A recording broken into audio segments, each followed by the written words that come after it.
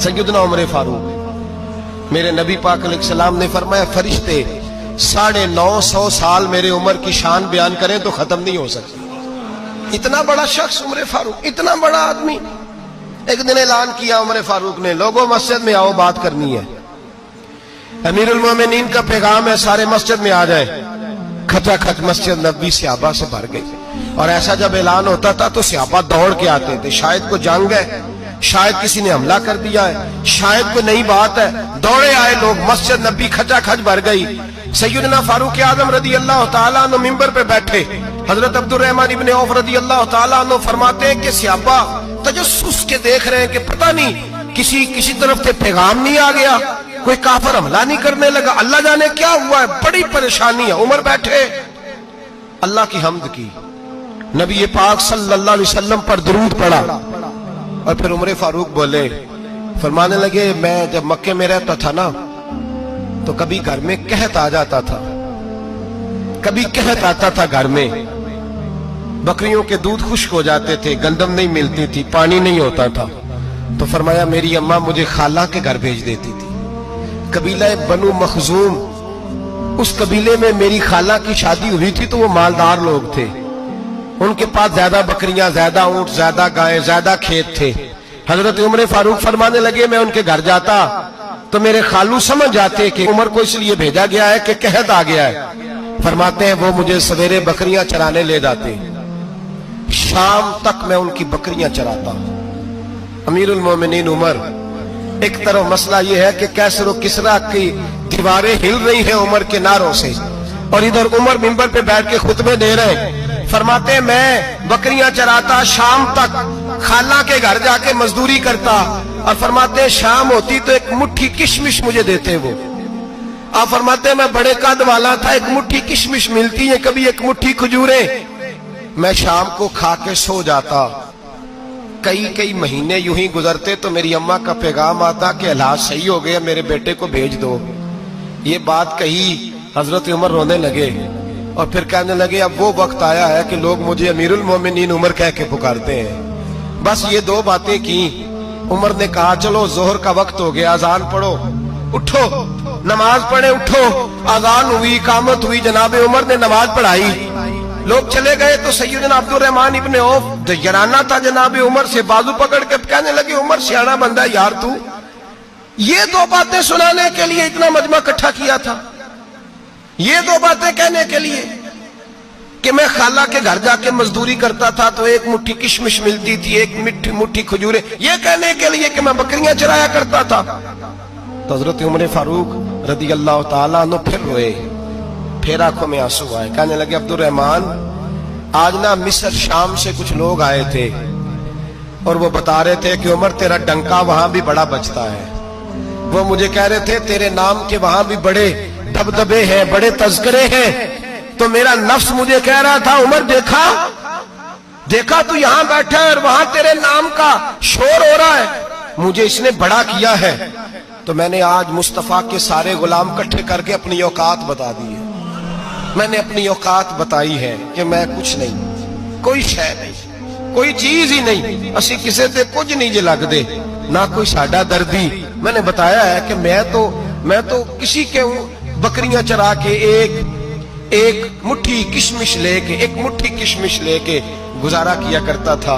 गुजारा मुझे मेरे कुछ साथी ना ले गए गुजरांवाला, सर्दियों के मौसम में मुझे कहने लगे स्वेटर पसंद कर ले अपनी मर्जी का। तो मैंने कहा यार मुझे तो वही मजा आता है जो मेरी अम्मा क्रोशिये से बनाया करती थी, वही वो पहले अब्बा पहनते थे, फिर वही स्वेटर बड़ा भाई पहनता था, फिर हमारे खाते में आ गया। और फिर उसकी तारीफें होती थी गुर्बत छुपाने के लिए, उसकी तारीफें होती थी, बड़ी मेहनत से बना है जी, क्या बात है, बड़ा गर्म है, तो अब छोटे भाई को दे दिया जाए। हमने कहा वही जमाना देखा है, वही रंग देखा हुआ है और उस पर फख्र है।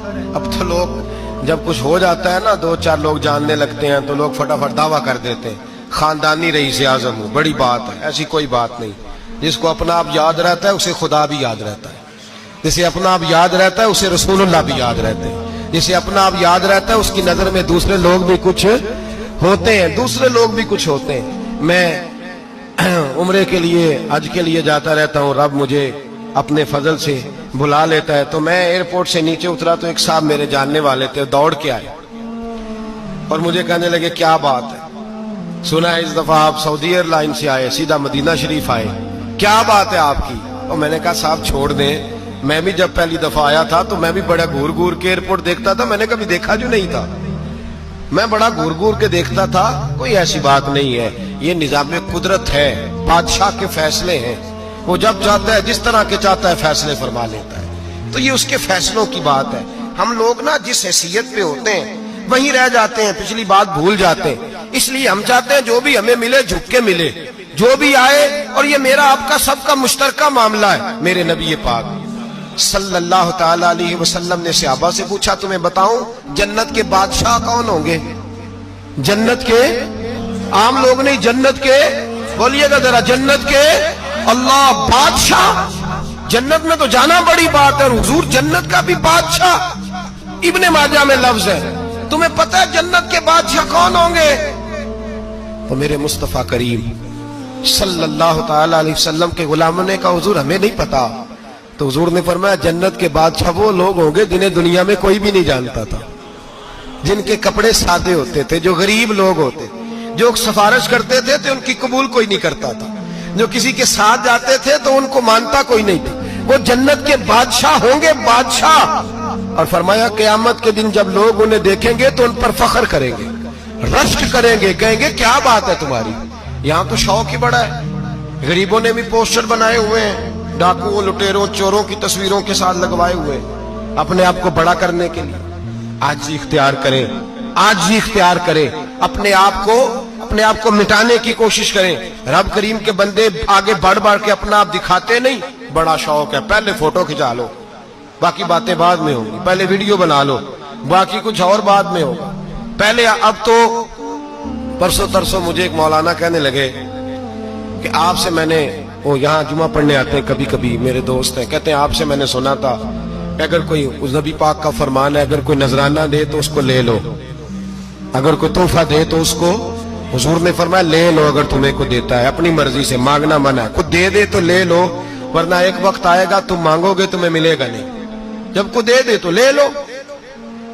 کہنے لگے آپ نے کہا تھا کو دے دے, تو اس وقت سے میں کوئی سوٹ دیتا ہے مجھے میری مسجد کا نمازی تو میں لے لیتا ہوں, کوئی مجھے کوئی اور شے دیتا ہے تو میں آپ سے سن کے, تو اگر میری مسجد کا نمازی سوٹ پکڑاتے ساتھ فوٹو بھی کھینچے تو پھر میرے لیے کیا حکم ہے, وہ خوشبو کی ڈبی دیتے ہوئے ساتھ فوٹو بھی کھینچے, پھر میرے لیے کیا حکم ہے. کہنے لگے رمضان میں یہ حال ہوا ہے کہ لوگ کپڑے دے رہے تھے اور فوٹو کھینچ رہے تھے, کیا چکر ہے, کہاں چلے گیا.